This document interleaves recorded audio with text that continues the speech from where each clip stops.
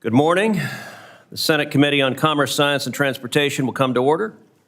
Today we will discuss NASA's progress, its challenges, and the path forward on the first comprehensive NASA authorization bill since 2017. When I was chairman of this committee's space subcommittee, Senator Bill Nelson and I worked together on several pieces of space legislation that were signed into law by both Presidents Obama and President Trump. Continuing that bipartisan tradition, this past March, my colleagues and I together introduced a short-term NASA authorization bill. All of these efforts reveal an important truth, which is this: there exists a strong bipartisan consensus in Congress for backing the critical mission of NASA. When it comes to the final frontier, we're not Republicans or Democrats. Rather, we are Americans first. And all of us know that for our nation to continue doing incredible things in space, we must rely on and empower NASA's ingenuity and determination. NASA has always been one of America's greatest engines of innovation. From Apollo to Artemis, from the space shuttle to the International Space Station, our space program reflects the very best of American leadership.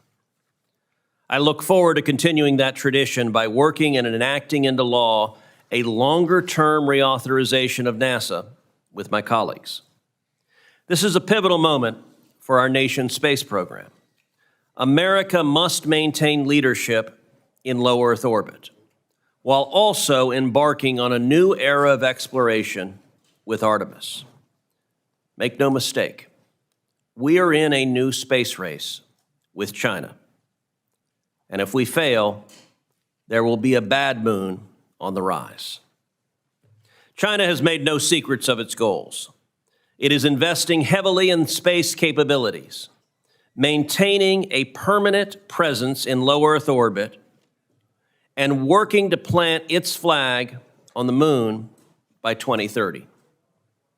The stakes could not be higher. Space is no longer reserved simply for peaceful exploration. It is today a strategic frontier with direct consequences for national security, economic growth, and technological leadership. If our adversaries achieve dominant space capabilities, it would pose a profound risk to America. This is not just about exploration. The choices we make today will determine whether the United States leads in space or cedes space to an authoritarian regime. That is why continuity in NASA's programs is not simply good practice. It is a matter of national security. Any drastic changes in NASA's architecture at this stage threaten United States leadership in space. Delays or disruptions only serve our competitors' interests. Congress has spoken clearly on this matter. In the One Big Beautiful Bill, which I was proud to champion, we reaffirmed strong support for NASA's exploration programs. At a time when some have sought to prematurely dismantle the International Space Station, despite China's presence in low Earth orbit, Congress provided ample funding to continue the safe operations of the ISS, as well as to provide an on-ramp for follow-on commercial stations. And Congress also provided the funds necessary to sustain a presence on the moon. Artemis 4 will deliver and assemble the first major elements of the Gateway Station in lunar orbit, and Artemis 5 will expand surface exploration using that platform. These missions rely on the Space Launch System and Orion capsule to reach the moon and to reach the Gateway Station. It would be folly to cut short these missions after much of the hardware has already been purchased and in some cases delivered and with no commercial alternative readily available. I look forward to working hand in hand with the administration to ensure that those funds are utilized in full accordance with congressional intent. We have seen overwhelming support for maintaining these programs from senators, Republicans, and Democrats alike. Congress supports NASA's exploration goals, and we do not want sudden or disruptive changes that undermine America's leadership. NASA is more than just a symbol of national pride. It is a strategic capability that advances our economy, security, and values. The milestones ahead: maintaining continuous human presence in low Earth orbit, returning American astronauts to the moon, landing the first female astronaut in history on the surface of the moon. As the father of daughters, that is particularly near and dear to my heart, and preparing for human missions to Mars. These are not just scientific achievements. They are fundamental to America's role in the world's as the world's leading spacefaring nation. America must remain the world's leader in space. With steady leadership and clear direction, I'm confident that we will. I now turn to Ranking Member Cantwell.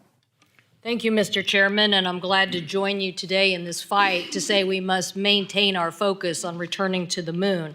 It's good to see the witnesses here, Mr. Cutler, Mr. Gold, Mr. Bridenstine, and Lieutenant General Shaw, but also want to recognize Bill Nye, also a Northwest Planetary Society individual who is here today as well. I look forward to all your testimony. Today, we're here in a race with China to return to the moon and stay there. Beating China back to the moon isn't just about bragging rights, and it's certainly not just about grabbing headlines. But today, it's clear that President Xi, President Putin, and Prime Minister Modi are all in China having a big national security and strategic discussion that could easily include space and defense and security and defense implications. No surprise, actually, that Kim Jong-un is also there. Let's just take for a consideration that he would like to figure out how to improve his rocket technology with more accuracy, more distance, more tracking. I don't like the scenario. The strategic value of maintaining our position to live and work in space is critical. It's critical to our future economic and national security. Returning to the moon requires us to push the limits of technology to find the solutions that we can solve and maintain our national defense and innovation economy. All you have to do is look back to the 1960s and look at the development of technologies that created an ecosystem within the United States of America that led to discoveries and innovations that we're still now counting on today. So we must not waver in this important mission of technology and national security defense. I believe each of the witnesses will tell us something about this today and why the consequences of failing to achieve this goal will be monumental. We know we need to go back to the moon, and we know we need to do there before China establishes a permanent presence. I want to hear, importantly, about the expertise these individuals think that we must pull together so that we won't fall short of this goal. It's clear in some of your testimony, you're already articulating the strategic advantage China has of being so uniform on their government structure. We, on the other hand, are trying to work both within the government and within the commercial sector on a partnership that allows all of us to creatively work together and move forward. That is why, Lieutenant General Shaw, I found your statement in your testimony quite compelling. Quote, "I believe if we do not unify and synchronize our efforts, we will find ourselves, rather than the space leaders we are today, instead in a position of increasing disadvantage in space as we progress further into this century," end quote. I don't want to see that reality either. Thank you for the invitation to testify today and for your consistent bipartisan support of NASA. That support has been critical to advancing our mission to return American astronauts to the moon and building a sustained presence there. The most recent example of this support is the funding of NASA in the Budget Reconciliation Bill that supports facilities and activities from Earth to Mars, including funds for the Artemis 4 and Artemis 5 missions. Artemis is more than a space program. It is a statement of American leadership to the rest of the world. It ensures that the United States, and not our competitors or adversaries, sets the rules for lunar exploration and resource utilization. Without a successful Artemis program, we risk ceding the moon to China, a nation working diligently to land before we return and looking to establish control over key lunar regions and resources. Their intent is clear, their progress is real, and time is not on our side. This is a race that the United States cannot afford to lose. China's capabilities in space cannot be underestimated. Whether in their activities orbiting Earth or its ambitious lunar program, China's persistence in achieving its national goals in space underscores its unfaltering intent to be the leader in space. Recent progress by China includes a successful static fire test of the Long March 10 rocket, as well as successful early lunar lander tests to determine its capabilities. The United States still retains advantages with the Space Launch System, Orion, Gateway development, and Exploration Ground Systems processing, but appears to trail China for the critical final leg in space to the moon's surface, the development of a lander. Let me be very clear. The country that lands astronauts on the moon next shapes the rules of engagement in space for decades to come. The current Artemis program is making strong progress, but we need every element to execute its role. The technical challenges that need to be overcome to land on the lunar surface cannot be ignored, and Congress must keep a watchful eye on how that effort progresses if we are to win. Artemis 2 is preparing for its crewed launch next year, but the work does not stop there. There is mission hardware being built today from Artemis 3 through Artemis 9. Factories are running, hardware is being manufactured, and thousands of Americans across the country are at work to make this campaign successful. Additionally, the United States is leading a growing coalition of 56 partner nations under the Artemis Accords, a global community initiated under President Trump's first term, focused on supporting a set of principles for peaceful, sustainable, and cooperative space exploration. The rewards of advancing our lunar program extend beyond beating China. Artemis is an economic engine here at home. For every dollar invested in Artemis, $3 flow back into our economy, supporting advanced manufacturing, creating high-quality jobs, and driving innovation that benefits Americans in their daily lives. Supporting Artemis to beat China creates stronger communities, a stronger industrial base, and a stronger America. This race is not just about the moon. It is about economic growth, global competitiveness, and national security. Congress can strengthen our national capabilities with a robust NASA authorization bill to reaffirm our commitment to the current plan and make improvements where necessary. It should continue the direction for lunar exploration found in the President's Space Policy Directive 1, which calls for the United States to lead the return of humans to the moon for long-term exploration and utilization, followed by human missions to Mars. A multi-year authorization bill with these elements will provide the long-term certainty needed to keep NASA focused and our workforce, our partners, and our allies aligned. Great strides are being made from lessons learned after the Artemis 1 mission, and even greater efficiencies and cost reductions could be realized by cutting unnecessary requirements that are not safety critical, requiring a plan for a phased approach to commercial services for future Artemis missions to further drive down costs, and ensuring that decision-making at NASA centers and industry sites is available when the work is happening, increasing efficiency. These steps will make Artemis more agile, more sustainable, while keeping the United States on track. But passing a bill on its own will not be sufficient. Congress must hold NASA accountable for implementing the laws Congress enacts. Mr. Chairman and members of the committee, the progress we have made is invaluable. The investments you have supported are paying off. The industrial base is ready and capable, and the Artemis generation is being inspired. If we lose momentum now, that progress will not be easily regained. But when successful, Artemis will deliver historic achievements that secure America's leadership for generations. With your continued support, Artemis will secure a place on the moon before China, strengthen our economy here at home, and keep America strong.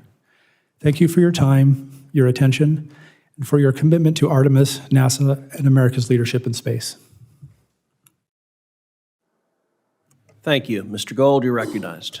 Thank you, Chairman Cruz, Ranking Member Cantwell, and distinguished members of this committee. I'm grateful to all of you, as well as your intrepid staff, for the opportunity to testify. But I am even more grateful for the work this committee has done to support American leadership in space via the One Big Beautiful Bill Act. Also, I would be remiss if I didn't thank Senator Cruz in particular for your leadership. Senator Cruz and I both share a strong affinity for Star Trek, and the highest compliment I can pay the chairman is that he is the Captain Kirk of the Senate. Thank you, Senator. Your time is extended to 10 minutes. Mr. Chairman, I think that could be a new nickname in the Senate here. Well said, Mr. Spock. Well, with your leadership, we'll live long and prosper. And I'm so grateful that while others sat down, Senator Cruz, Senator Cantwell, and all of you have chosen to stand up and to fight for this nation's future in space. Specifically, per the direction of the One Big Beautiful Bill, NASA must complete and launch the Lunar Gateway. Just last month, along with NASA officials and representatives from all of our international partners, I watched the successful deployment test of Redwire's massive rollout solar arrays for the Gateway's power and propulsion element. These arrays, which will be some of the largest ever deployed by humanity in space, will power the Gateway, representing the pinnacle of solar electric propulsion technology, a key capability for both future civil space exploration and national security activities. Without the funding and direction of the One Big Beautiful Bill, this critical work would be in jeopardy. And I'm sure China would like nothing more than for the U.S. to abandon its lead in solar electric propulsion and to lose the benefits of Gateway in orbit and on the lunar surface. With Gateway and full commercial logistics services, the Artemis program can support lunar surface operations for 60 to 90 days, enabling robust activities and transforming the dream of lunar resource extraction and utilization into reality. Without Gateway, lunar surface activities will be limited to 5 to 7 days, dramatically curtailing the very nature of NASA operations. Additionally, while not a military facility, the presence of Gateway in cislunar space will provide a platform that will inherently allow America and its partners to monitor Chinese activities. A permanent spacecraft orbiting the moon will project American influence and power forward, discouraging illicit Chinese operations that may otherwise occur in the shadows. Moreover, Gateway is critical for projecting American power not only in space, but here on Earth. Over 60% of the Gateway's costs are being borne by our international partners, representing billions that have already been spent building hardware. Turning away from Gateway now would squander this unprecedented global investment in Artemis and force our international allies to seek partnerships with America's geopolitical rivals. Conversely, if NASA reaffirms its commitment to Gateway, we can unlock billions of dollars of additional international investments, creating even more robust capabilities for Artemis, along with a windfall for the American taxpayer. The combined Gateway, PPE, and HALO modules can be completed and launched in 2027, a mere 2 years from now. We can achieve an early win in this competition if America can simply demonstrate the wherewithal not to give up on the race when we are so close to the finish line. Additionally, the success of our lunar and Martian exploration efforts depend upon maintaining a strong foundation in low Earth orbit. The technologies, experience, and partnerships that occur in LEO drives the capabilities of our entire space enterprise. For example, at Redwire, using our biofabrication facility on the International Space Station, we have printed the first ever human meniscus in space. Who doesn't need a meniscus? We followed this up with printing live cardiovascular tissue and bringing it back, still live. Eventually, we could print whole organs in space, and that would save countless lives. We're also at Redwire making even more progress in drug development with our pillbox system that has now flown 32 times on the International Space Station. We've demonstrated how larger and more uniform seed crystals can be grown in space, leading to the development of enhanced pharmaceuticals with better efficacy, longevity, and fewer side effects. There is no question in my mind that microgravity manufacturing will transform the pharmaceutical and biotech fields. The only question is, will those benefits be enjoyed in China or here in the United States? without the funding of the One Big Beautiful Bill Act and explicit action by NASA within the next few months, we run the risk of reducing the number of American astronauts on the ISS from 4 to 3 and then down to 2. If this committee's directives are not followed, for the first time in history, there will be more Chinese astronauts in space than Americans. This should be unacceptable. Unacceptable to Congress, unacceptable to NASA, and unacceptable to this nation.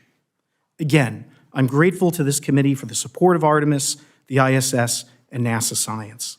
Together, we must speak out with one unified voice that we will not cede LEO, our international partnerships, and the moon to the tender mercies of the Chinese Communist Party.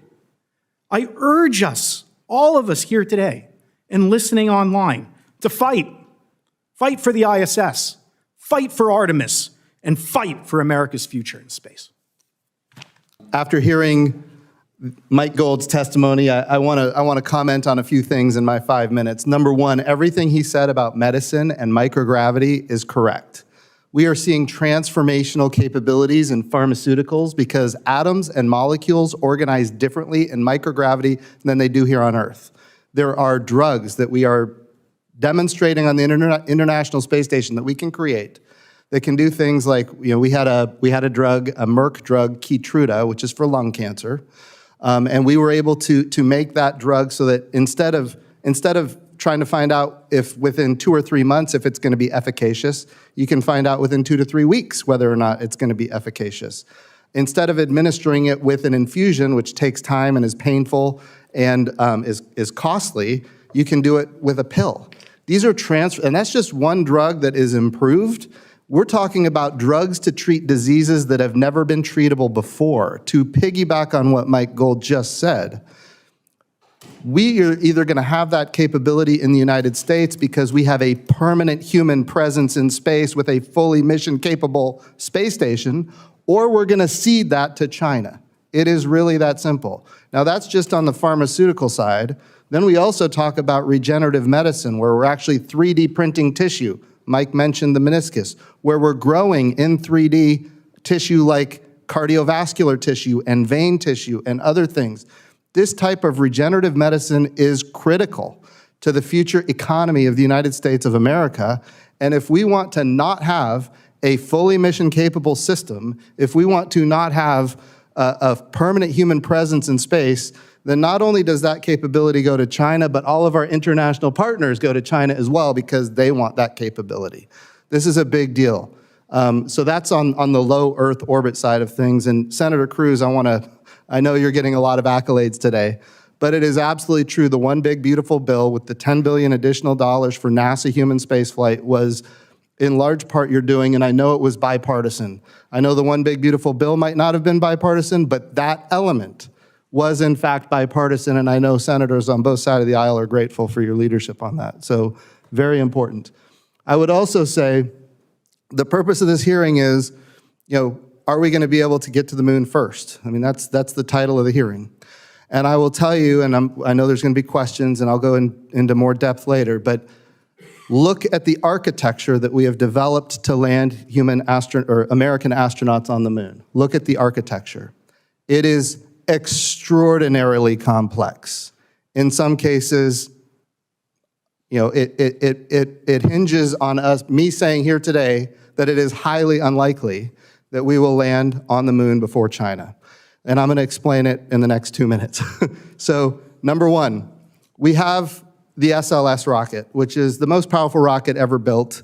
And Senator Cruz mentioned, yes, it has had its problems in the past. It has been expensive. It had overruns, all those things, but it's behind us. It's done. We need to use it.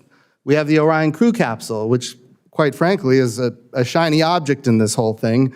The Orion crew capsule is not only usable today, but ultimately the cost is going down because more and more of it is reusable every time we use the Orion crew capsule. Those two elements are in good shape. I will tell you, I have been critical of both in the past, in front of this committee and other places, and I'm more than happy to be critical of all of our contractors, just to be really clear. But I will say what we don't have today. Here's what we don't have today. We don't have a landing system for the moon.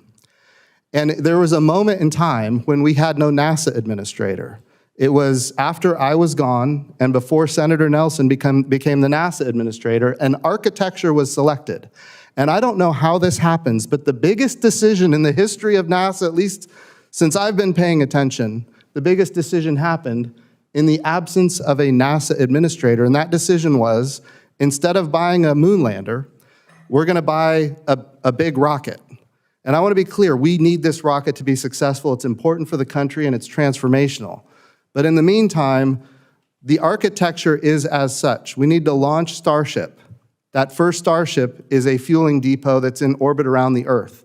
Then we need to launch, nobody really knows, but it could be up to dozens of additional Starships to refuel the first Starship. So imagine launching Starship over and over and over and over and over and over and over and over, dozens of times, no delays, no explosions, to refuel the first Starship. Then once it's fully refueled, then that Starship has to fuel another Starship that is in fact human-rated, which that process hasn't even started yet. By the way, that whole in-space refueling thing has never been tested either. We're talking about cryogenic liquid oxygen, cryogenic liquid methane being transferred in space, never been done before, and we're gonna do it dozens of times, and then we're gonna have a human-rated Starship that is refueled that goes all the way to the moon. Now, when it goes to the moon, we don't know how long it can be there because it's boiling off the entire time it's in orbit around the moon. We don't know how long it can be there, but while it's there, we have to launch the SLS, we have to launch the Orion, the European Service Module, we have to have astronauts and crew all ready to go. And they have to orbit the moon themselves in that window when Starship is around the moon, and then they have to dock around the moon. They have to transfer from the Orion into the Starship. It has to go down and land. When it's on the surface of the moon, Starship is gone, or Orion is gone for the next 7 days until it comes back around in near rectilinear halo orbit. So our astronauts are right now planning to be on the surface of the moon for a period of 7 days without any way home. This is an architecture that no NASA administrator that I'm aware of would have selected had they had the choice. But it was a decision that was made in the absence of a NASA administrator in the last administration.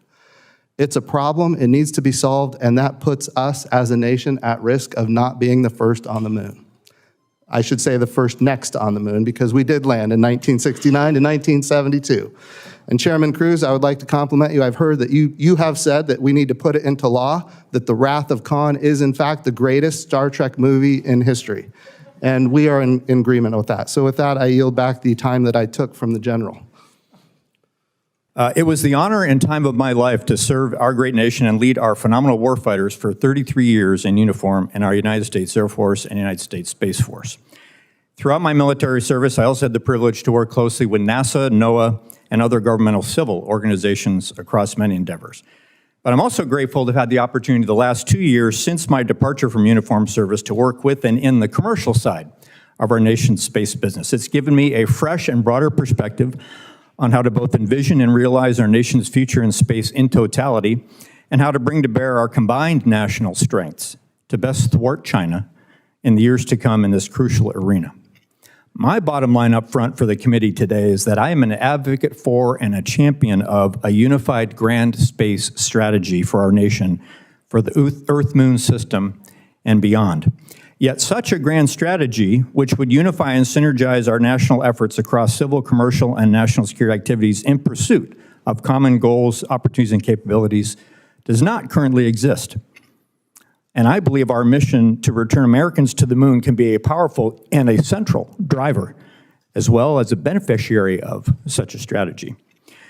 During my military career, I watched and studied, as any good soldier would of a potential adversary, as China slowly but surely developed and deployed its own civilian and military space capabilities and set its own agenda for space achievements. It is clear to me that the Chinese Communist Party is already employing its own integrated grand strategy for the Earth-Moon system, with only superficial distinction between civil, commercial, and national security activities, and all focused on a common purpose. And as the senator has already made my next point, I think if we don't unify and synchronize efforts, we may find ourselves, rather than a leadership position, in a position of increasing disadvantage as we get further into this century. Human progression in any domain both has and will involve a robust mixture of exploration, economic opportunities and growth, and security activities to set conditions for success.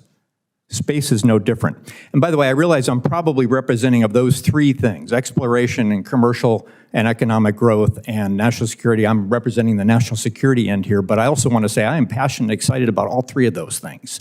And that's how we're going to succeed as a nation.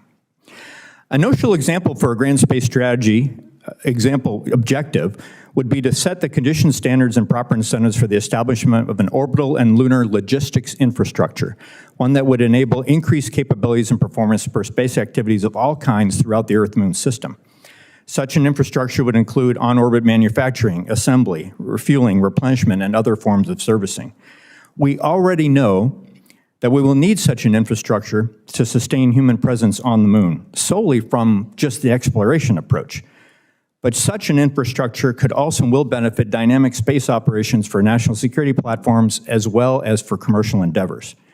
Yet our national approach to space logistics to date has appeared disjointed and inconsistent to those in the commercial community, and I hope my panelists maybe address this and see their perspective, is seen as inconsistent to those who might want to invest in those capabilities.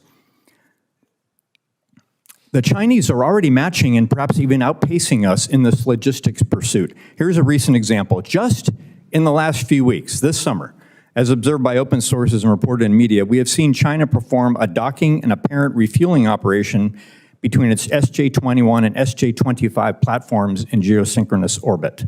Following that fuel transfer activity, the docked spacecraft together, this was just last month, performed the largest single maneuver in geosynchronous orbit ever yet conducted, likely in excess of 330 meters per second. That's a lot, actually. Well, at least by today's standards. Someday that will be a pittance, but today that's a lot. Other examples of area where I believe we can move faster and more effectively under a unified strategy include cislunar space domain awareness and a cislunar communications architecture, both, again, necessary for sustained human presence on the Moon. I'm also supportive of swiftly developing nuclear fusion power solutions in space, which are compelling to sustain operations on the lunar surface, but could also better enable national security activities, such as in the form of nuclear propulsion, and could unlock new commercial opportunities and benefits as well. I will point out that China is developing or has already fielded capabilities in each of these example areas: cislunar domain awareness, cislunar communications, and space nuclear power. The challenges are great, the matter is urgent, but I'm optimistic we can indeed, via a unified grand strategy for space, thwart China's ambitions and continue the United States' leadership in this ultimate high ground. In the words of a different Star Trek captain, let's engage and make it so. I look forward to your questions. Thank you to each of you. Mr. Bridenstine, let's start with China, a topic you addressed at some considerable length. China is on an aggressive timeline to put astronauts on the lunar surface by 2030, and they appear on track to do so. They're also currently operating a space station right now in low Earth orbit. Mr. Bridenstine, China is racing to control the Moon and low Earth orbit, and they're not shy about using space to expand their power on Earth. If America doesn't beat them, if we cede the lunar surface or continuous presence in orbit to Beijing, what does that mean for our national security, our economy, and America's leadership? Very important question. So here's how I view things, and I think the general will appreciate this from my time as a lieutenant in the Navy. We did joint professional military education, and we learned this thing called the DIME theory of national power. And in each of those elements, you have, it's an acronym, DIME: diplomatic, information, military, economic power. When I was at the helm of NASA, my goal was to always think about what we're doing in those elements. How does this advance diplomatic power? How does it advance information power, military power, and economic power? On the diplomatic side, you mentioned the International Space Station and the next generation commercial space stations. On the diplomatic side, we have like 15 different countries that are operating the International Space Station today. We've had astronauts from, I think, 21 different countries at this point. We've had agreements with actively, I think we've got over 600 or 700 agreements now internationally as it relates to missions. NASA is a key element of diplomatic power for this country. I will tell you, I don't think it's often used correctly. I mean, we could put it on the table for a whole host of, kind of carrot and stick kind of activities to benefit the United States of America and an America First policy. That's the way I thought about it when I was the NASA administrator. On the information power side of things, one of my big things that I had, one of my first eye-opening experiences at NASA, when we landed InSight on Mars. This was a lander that was going to land on Mars and help us understand Mars quakes. Like, how is it organized inside? Well, when we landed InSight on Mars, it was on the cover of every newspaper worldwide. That's amazing information power, including one newspaper was the hardline newspaper of the Islamic Revolutionary Guard Corps in Iran. Now, I'm not saying we want to win their press, but at the end of the day, it was a story about how we landed on Mars. But their Sunday comics are excellent. But it was a story about how we landed on Mars, and it was a story about how we did it, when we did it, what we were doing, and it had a list at the end. The last was all of our international partners that participated with us in that. This is a newspaper in Iran where they don't get good information about the United States of America, but when we land on Mars, it changes things. It changes the perception of young people towards this country that we love. And I think that's an important power, information power. Of course, everybody likes to talk, Apollo 11 when we landed on the moon and the whole world watched. I mean, that's information power that we reference even today. If we can land on the moon, why can't we do these things? That kind of thing.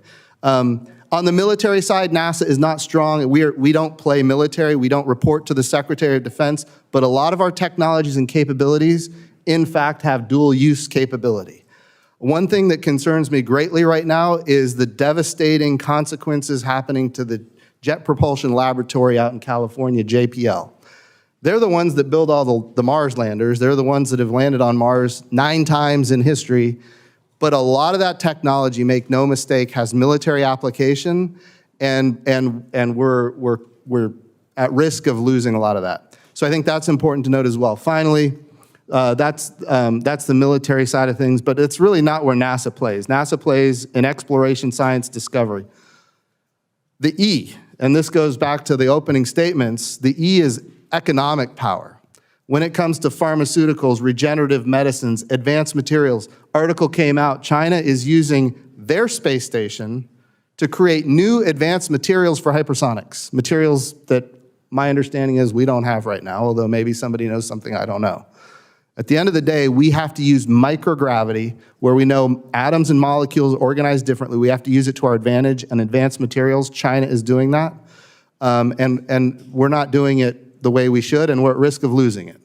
So all of those elements, I think, are important. When we think about the great power competition with China, we need to think about NASA being used for diplomatic power, information power, military power, and economic power.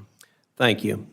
Gateway will be America's eye in the sky in cislunar space, extending our lunar surface program by enabling longer missions, heavy equipment delivery, and protection of U.S. assets, while paving the way for advanced infrastructure like Interim Administrator Duffy's goal of a lunar nuclear reactor by 2030.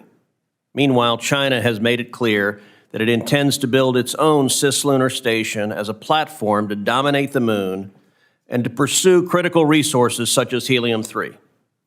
Mr. Gold, in your judgment, why is it critical that the United States lead with Gateway and cislunar before China builds its own cislunar station and uses it to control the moon? Thank you, Senator. When I was at NASA, I got a briefing on our ability, or should I say inability, to monitor Chinese activities in cislunar space. I didn't sleep for a week. You hear democracy dies in darkness. Our freedom could die in the depths of space if we are not able to monitor and understand what's happening with space situational awareness around the moon. And relative to nuclear on the moon, you mentioned helium-3, it's not just about the moon, it's about Earth. The countries and companies that control the moon will control the Earth. It's just a matter of time. Rare earth elements, helium-3. We need to be able to extract these resources. We need to be able to learn to live off the land. I'm a native of the great state of Montana, did a lot of camping and fishing back in the day. I can't imagine going on those camping trips if I had to bring all of my air, all of my water, all of my food, all of my oxygen. You can't have a sustainable, robust presence or support economic activities if you can't live off the land. And we can't do that without nuclear. And I cannot praise Secretary Duffy enough for acknowledging that this isn't about just going back to the moon. This is about going back to the moon, harnessing its resources for the Earth, and establishing infrastructure and a permanent presence. The Secretary gets that, and I applaud him for moving forward with nuclear. And by the way, breaking news, our friend Amit is now the Associate Administrator of NASA.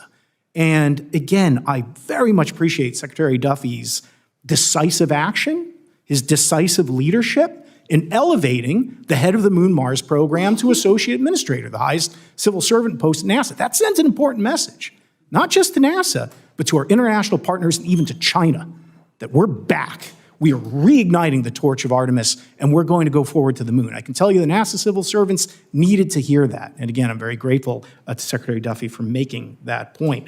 At Redwire, we're developing a system called Mason that's going to use microwaves to sinter regolith, to create landing pads, berms, roads. We need to be able to build that infrastructure. But more than anything, we need to be able to rebuild our credibility here on Earth.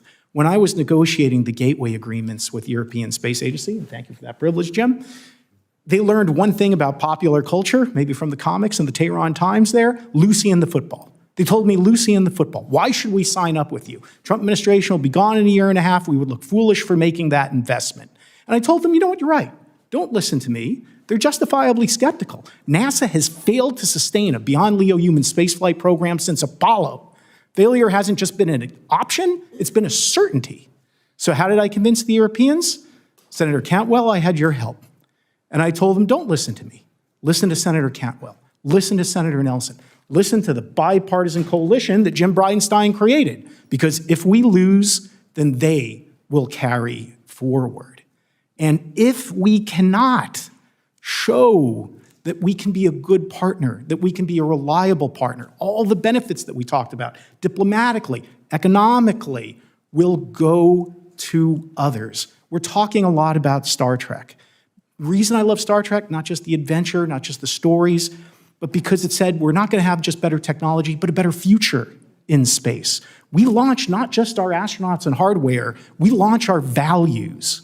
And if we can't move forward with Gateway, if we can't move forward with Artemis, we will lose that future to the Chinese.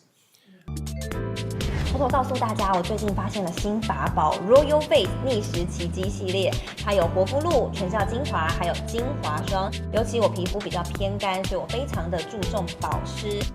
保湿做得好，肌肤自然烹润。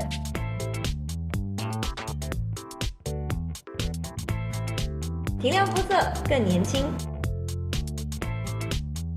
抚平皱纹超有感，而且气色变好。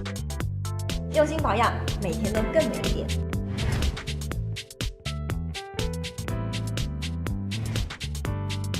美吧。